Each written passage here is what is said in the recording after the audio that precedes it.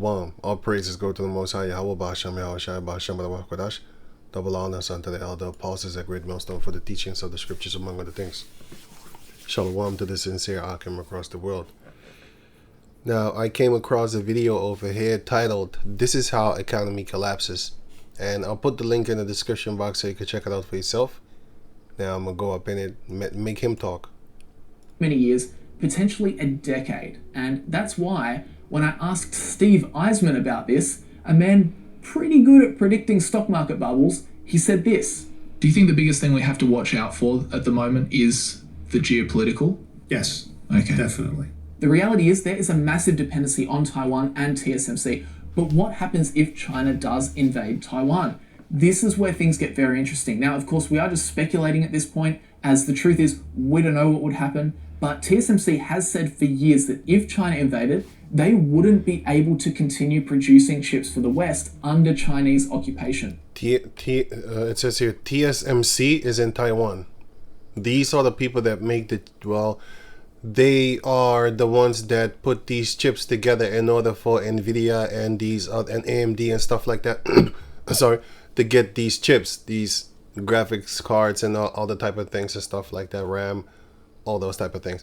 And the Netherlands has ASML, which is the provider of TSMC in Taiwan. They provide them with the chips, or the plates actually where the chips upon and stuff like that. And the chips are being used in these robots that are going to be used to kill Israelites. You know, that's literally what it's going to be used for. And yeah, their F-16, their tanks, all these things run upon these chips nowadays. Everything that they have, their equipment, run upon these chips. They wouldn't be able to continue producing chips for the West under Chinese occupation. Even if they wanted to, it's just not that simple. As I was saying, their facilities depend on global inputs, high-end machinery, specially designed software from the US, and so on. If China attacked, those supply lines would be instantly cut off. So even if TSMC's fabs weren't destroyed, they'd basically be dead in the water. They wouldn't be able to get the parts, the tools, or the support they'd need to keep running. And this is why the US is watching so damn closely. And it's why America would almost certainly get involved if China invaded Taiwan. So, wars and rumors of wars. Matthew chapter 24, verse 6. And ye shall hear of wars and rumors of wars. See that ye be not troubled, for all these things must come to pass. Sorry, but the end is not yet. For nation shall rise against nation, and kingdom against kingdom, and there shall be famines and pestilences and earthquakes in diverse places. Sorry. All these are the beginning of sorrows. So, we in that time right now of wars and rumors of wars had been throughout the few years now already, about wars and rumors of wars. You know, Crimea.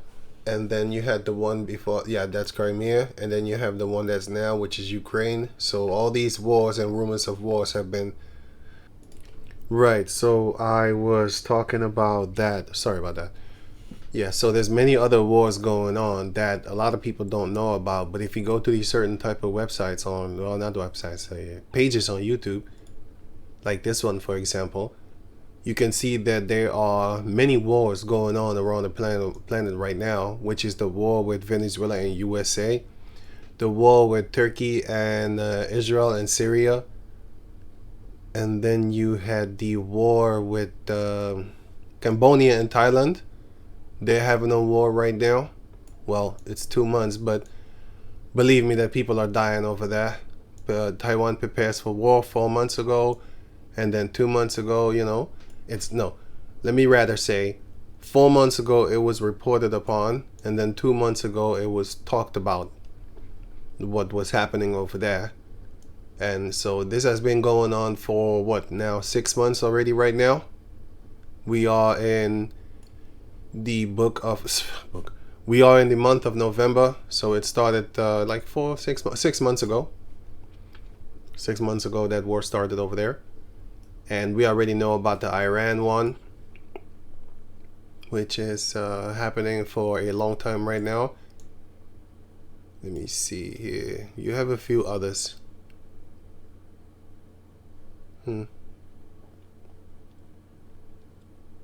There's another one going on right now. This one. There's a war going on around there because of that, and I'm gonna show you real quick. And that then therefore was already like 10 months ago, so it's been busy for a long time right now. And this is the war map, the countries that are fighting. Throughout your life, The countries that are fighting are these. You have Morocco, which wants the land here because of the mineral resources. I'm just gonna link the video so you can check it out for yourself. So what you have here is this. I think it's here. Okay. So these countries represent the EU.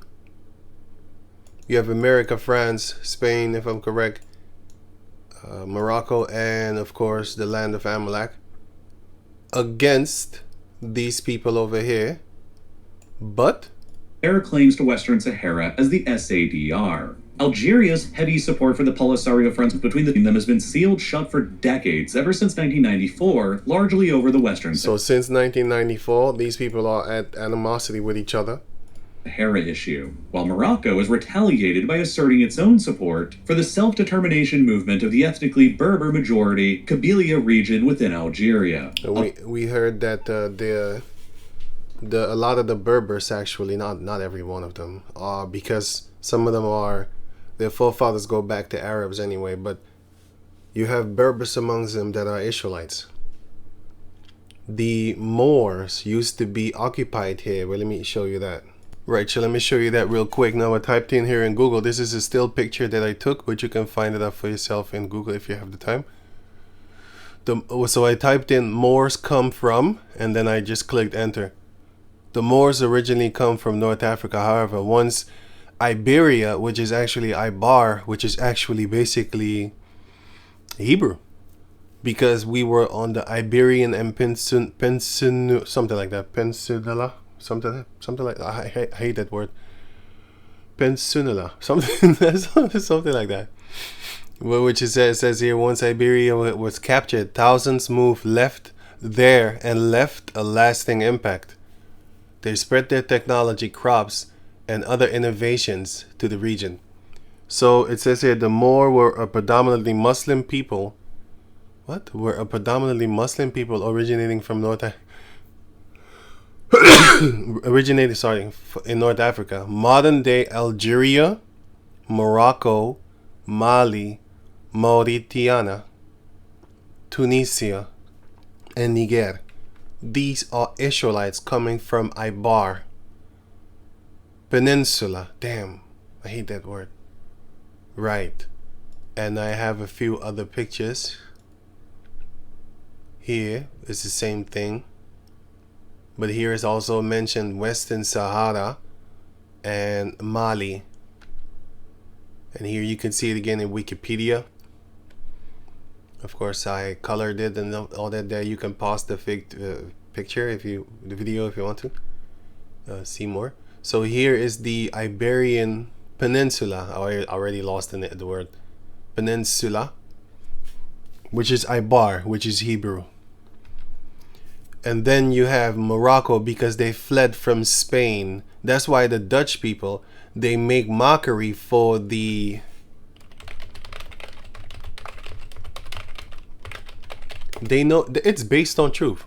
Where does Black Pete come from? If you don't know what Black Pete is, that's how they blackface themselves here in the Netherlands.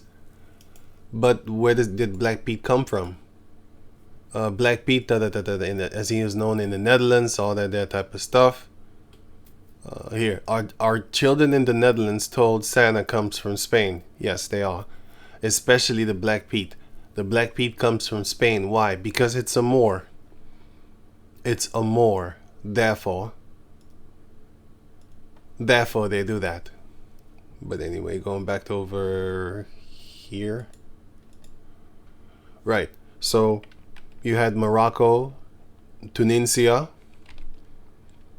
Mali and stuff like that. Portugal, of course, also you can see here Portugal, Spain, and Portugal is just one. Is the Iberian continent, the peninsula thing.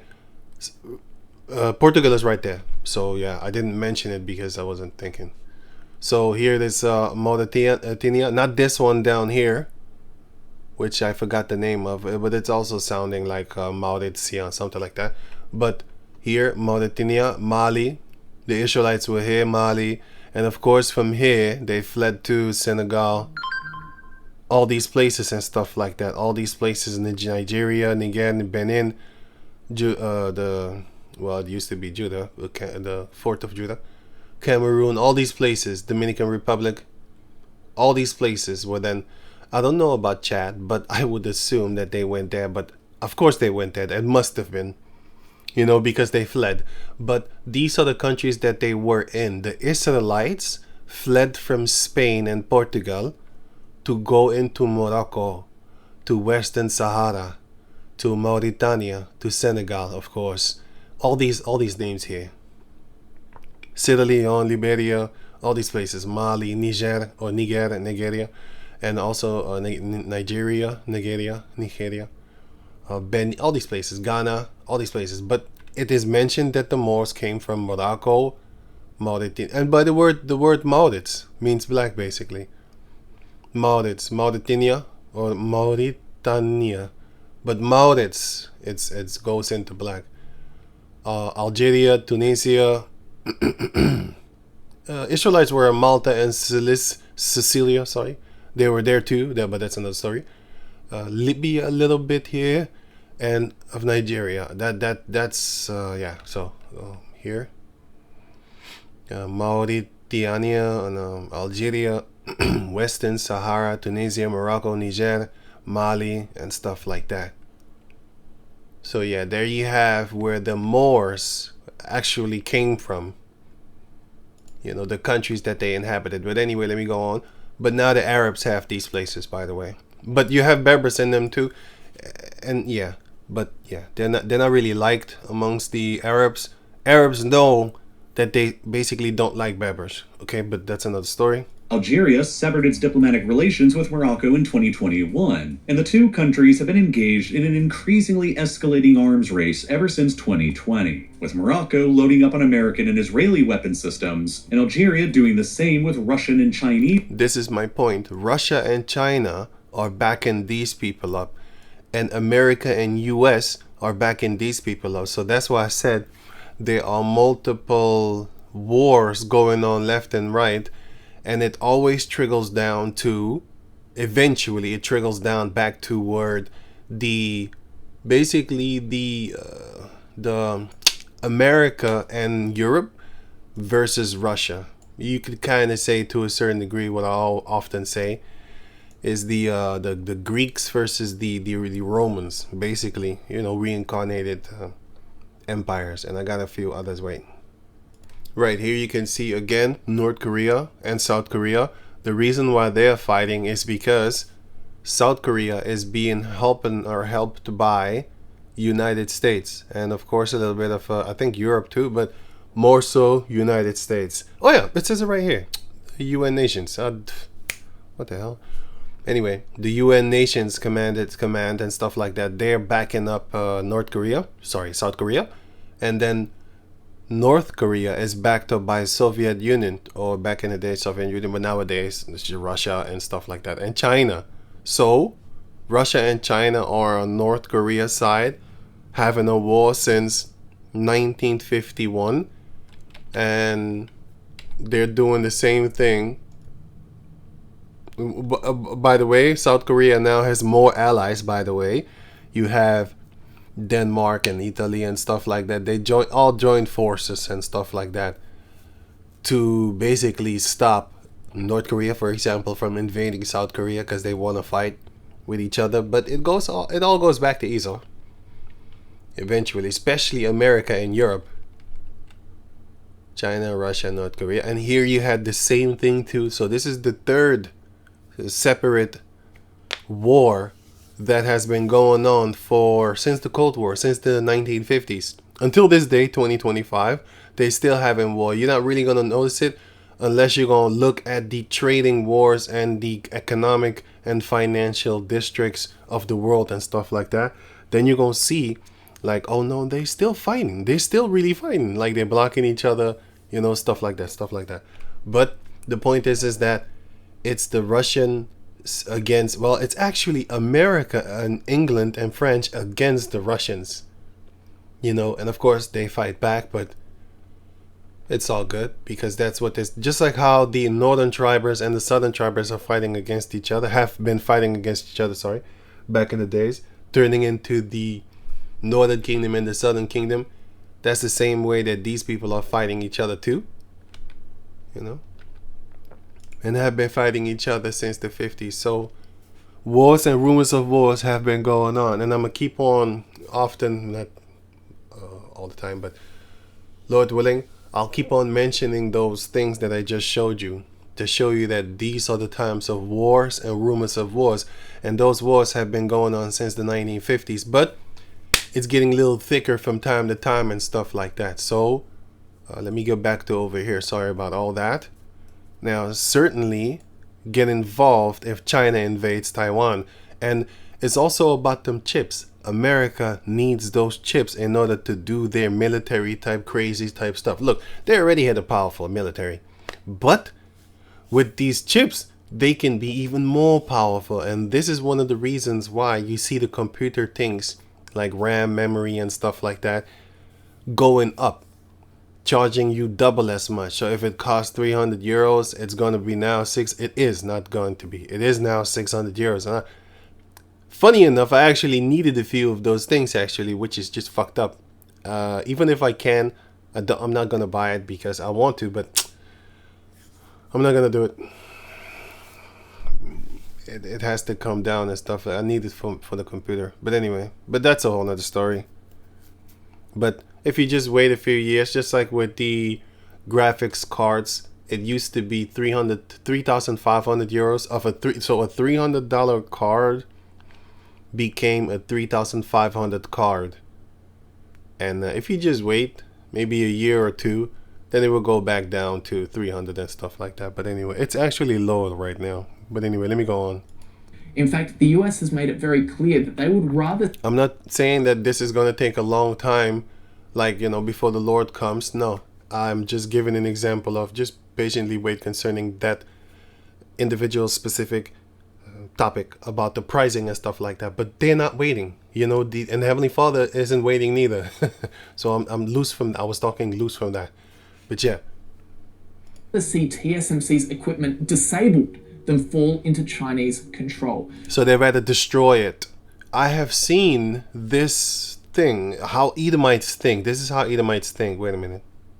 Yeah, sorry about that. I had to do something, but sorry. Wait. I was going to show something, but I'll just leave it. And I had to do something. But anyway, let me go on. Sorry, man. Sorry. There are even whispers that Washington has contingency plans to evacuate. They rather destroy stuff, because I have an example, for example, but I left it. And also, the other example was, for example, if you ever had work at the, or people that work at food places, at the end of the day, they throw all the food away or destroy it or burn it and destroy. Yeah, that's what they do here in every country actually that I'm asked somebody about. They throw the food away instead of giving it to the people that need it. Just like how the Jacob descendants had their own welfare system, that they left the fruit. They didn't harvest they didn't gather all the fruit of the fields. They left a few for the poor. And these Edomites are not thinking like that. The first thing that they do is basically destroy so that no one else can have it. And that's the same thing that they're thinking about doing here concerning China and Taiwan, their chips and their factories.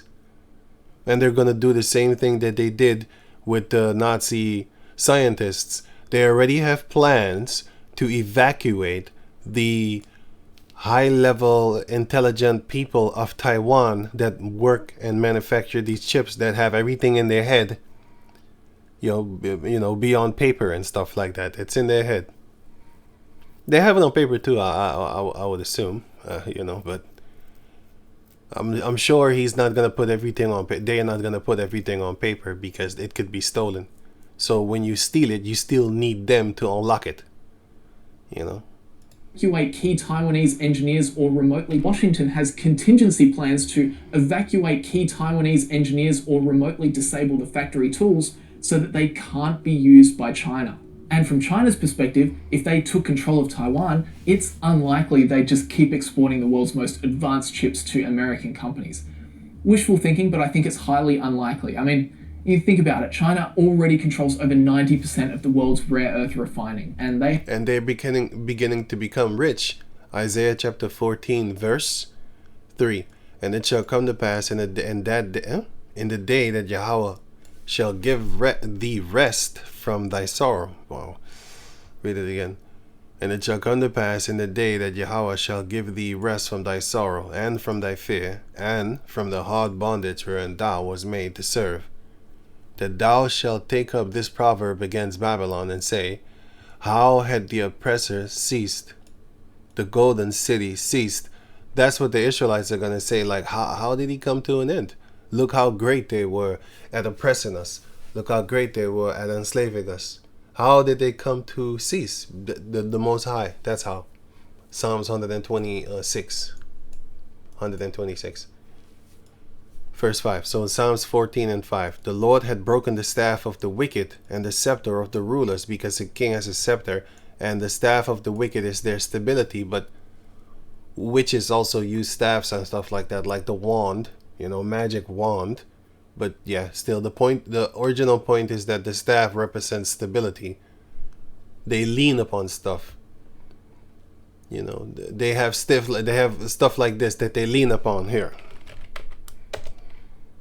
DuPont.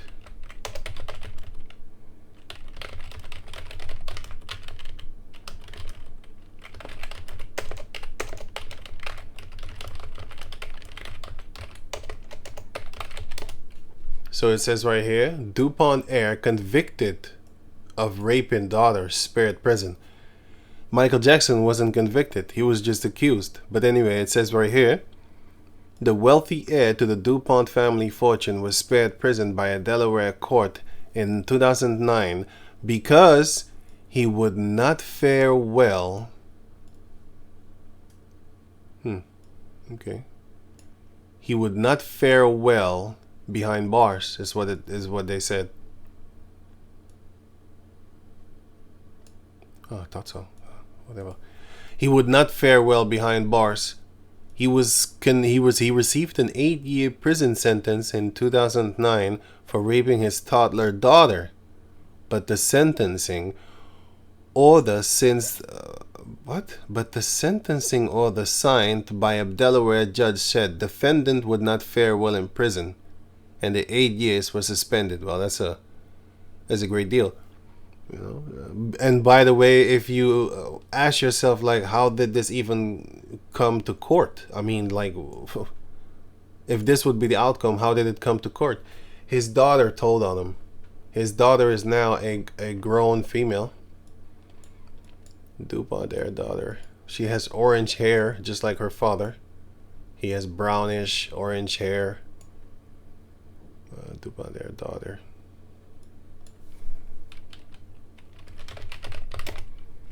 Yeah, I can't.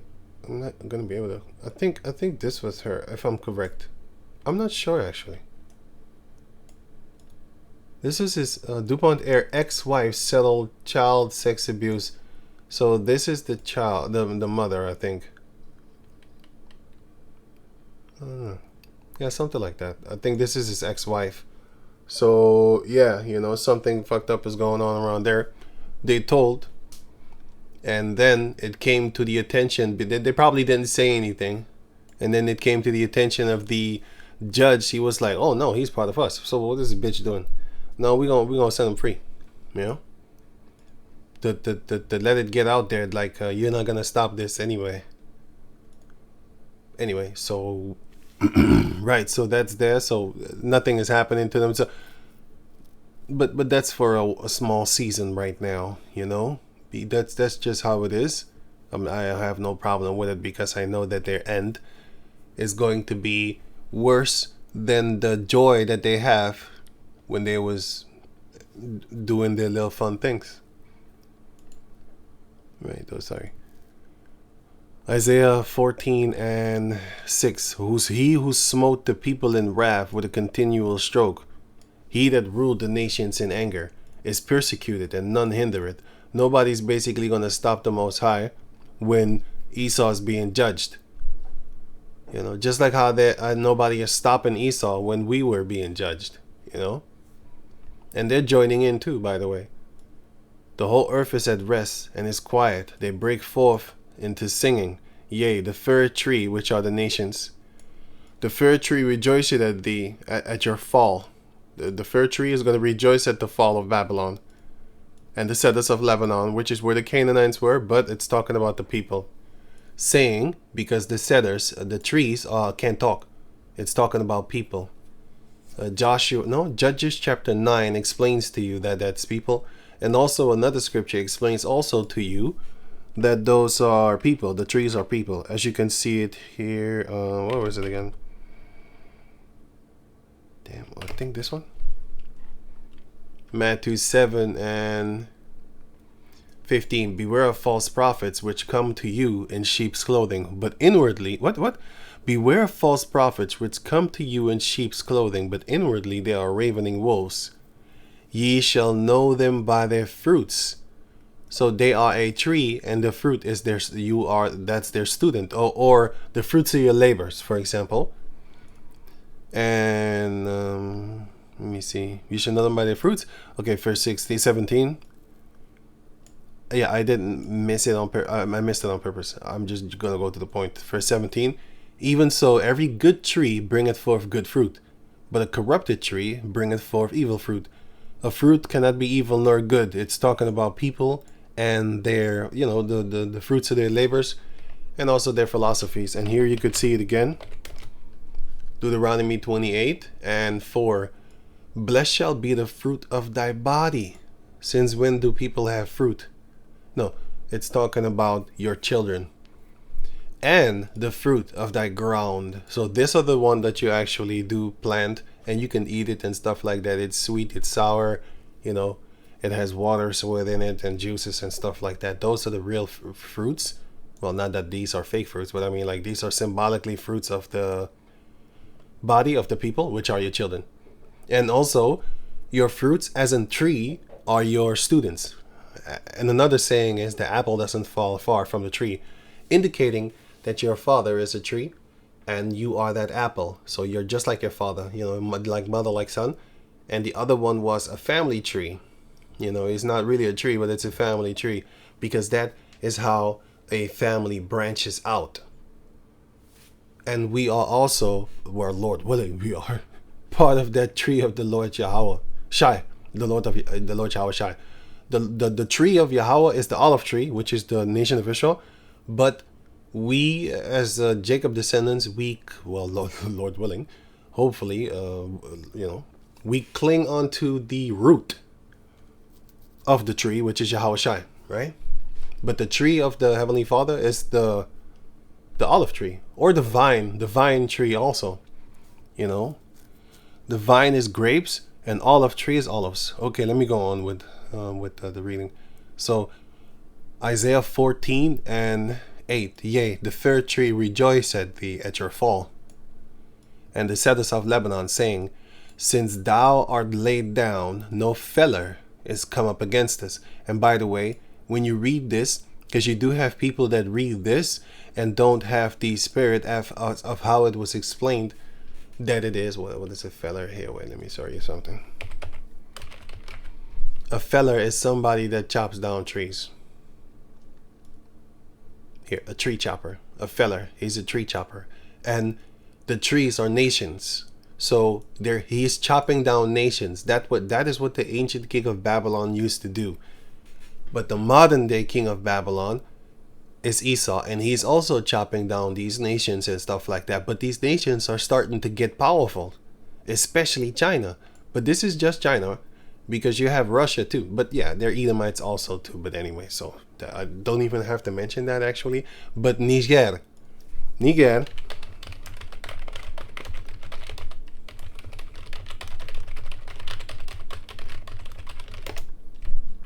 France wanted war like 2 years ago. How is France and Niger standoff likely to end? Because they wanted war. Why?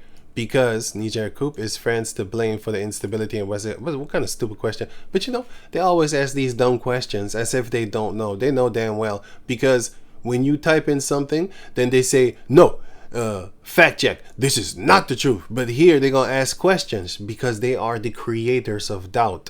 And if you check out the scriptures, you will see that when Peter started to doubt, that's when he started to sink. So Esau knows that he is supposed to bring doubt into the minds of the people, and therefore he will have a lot of people stumble and fall. Since he knows that he's not going to make it into the kingdom, he's going to take as many as people as possible away with him with his false doctrines and stuff like that. The devil has come down onto you having great wrath because he knows that he had but a short time. And in that short time, he knows that he's going to be destroyed, and he's going to try and take you with him too by lying and making you doubt. That's just one of his ammos, one of his many ammos, many ways of trying to destroy the Israelites. And he's even doing it against his own people.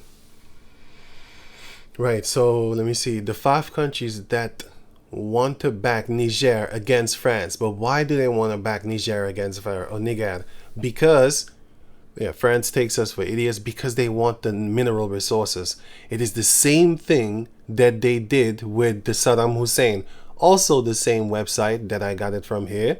So is this website. I'll put all these links in the description box so you can check it out for yourself. I have to go and do this actually. Then here and then what was the country name again? Damn. No, that's Saudi Arabia. Iran. Yeah, Iran. Here, I think it's. Oh shit! Wait. Right here you have for example, here you have what happened between them, and why they are such enemies nowadays in 2025. Now check this out.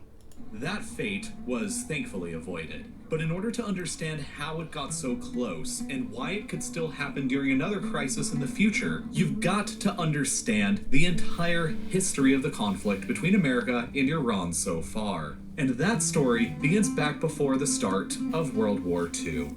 At the beginning of the 20th century, oil was first discovered within the deserts of Iran by the British. Once again, his mineral resources. He has more than hearts desire, and yet wants more. Psalm 73. The wicked, which is Esau, he's greedy.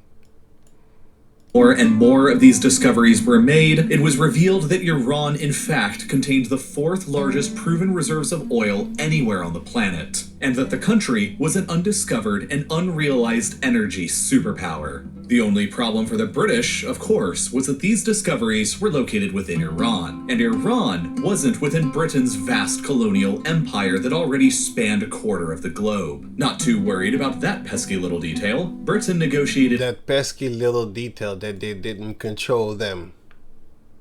A deal with Iran to share in the massive profits that were bound to come from the extraction of all this oil. So they made a deal. They created the jointly owned Anglo-Iranian. The jointly owned. I'm stopping it because I'm showing you how these devils work. That's a very satanic thing that they're doing with their little snake tongue. Jointly, joined together, all that they have an agreement. They're making a deal with the devil. Oil company, but it wasn't exactly set up very fairly. You see? What do you mean exactly? If you look at the plans, why are you using this word exactly? Because the software that is talking right now is programmed by Edomites. So therefore it talks with that little snake tongue, trying to minimize situations and stuff like that. Devil shit. Iran, the country where all of this oil was actually located, was only entitled to 16% of the company. Did you get that? And then he uses this fancy word here, joint, okay, whatever. Oil company, but it wasn't exactly set up very fair. It wasn't exactly set up very. What do you mean it wasn't exactly set up very fair? That word exactly, it indicates that it might have been 51-49. It wasn't exactly, but no, it was totally crazy. 16%, and the oil comes from you. Man, that's crazy. That's like, I don't even want to say it like that, but that's like, you have a full body wife, and you only have you can only have I don't know, one of her tit or something. Not even that, because this is one of the great parts. Her feet, and your neighbor gets to have the rest, like the rest of her body. Come on, man. That's crazy.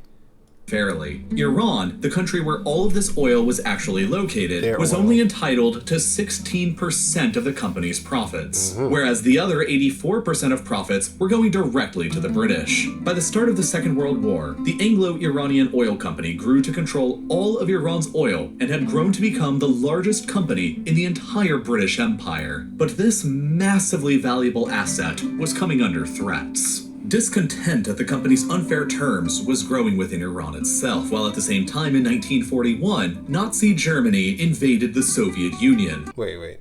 Okay, so I have to speed up a little bit. It says here, after the war ended, the Allies left and ended their occupation. Sorry about that. I had to go because, I had to do some. So let me go on with this, sorry. Conditions for Iranian oil workers and their families remained terrible. At the same time, the British were also withholding all of the company's financial records from the Iranians and had refused all of their requests at being audited. The support for nationalizing the company within Iran was getting overwhelmingly massive, and by 1951, Iran's democratically elected Prime Minister Mohammad Mossadegh, with unanimous approval from the Iranian parliament, finally did so. Britain responded to this by immediately embargoing all Iranian oil, and then 2 years later, in 1953, Britain's MI6 and America's CIA organized a military coup within the country to overthrow Mossadegh's government. They want to murder you, just like how they have done here, or they tried it here with Niger and France, Niger coup, French nuclear power in danger, because they want to have those mineral resources in order for them to be able to use nuclear power to power France. And then Niger actually wants to stop that, because they'd be like, no, you need to pay us, because they took down that house Negro, or the house, Nigerian, that was working for the France, just like this guy here. That was, well, it's not talked about yet. Wait, let me go on. As many as 300 Iranians were killed during the coup. Mossadegh himself was placed under house arrest for the rest of his life, while the Shah was elevated to being essentially an authoritarian dictator within the country. Having had his position installed and guaranteed by Western powers twice now, the Shah became widely viewed in Iran as little more than a Western puppet. And that was the same thing that was happening with the guy from Niger that the military of Niger took down, because they was looking at it like, hey, this guy is the reason why we are poor and we're staying poor. I think I just saw him actually. Didn't I see him? Yeah, here he is. France sending 2,000 soldiers to invade Niger after thrown out of Africa, because they was thrown out of Niger. They was thrown out of there because of the mineral resources. These devils want to keep on stealing and thieving. And then they're going to call you the terrorist. And everybody in America, most of the people, they also call Iran a terrorist country and stuff like that. But you don't know the history. I'm not backing up Iran. I'm backing up the truth. They're evil. These Edomites in America, they're evil. Yeah. And it trickles all down to the ones in Europe too, and the ones in Russia too. Eventually. Day two. And as the Cold War developed out of the ashes of the Second World War, Iran's strategic location at the Soviet Union's southern flank, her vast strategic reserves of oil, and basically I don't have to go on further. You can watch the rest for yourself if you have the time. The point is that they will show you how this war actually started. The war started because Iran took control back over the oil, and they were red like a lobster, red like a lobster, So going back to over here,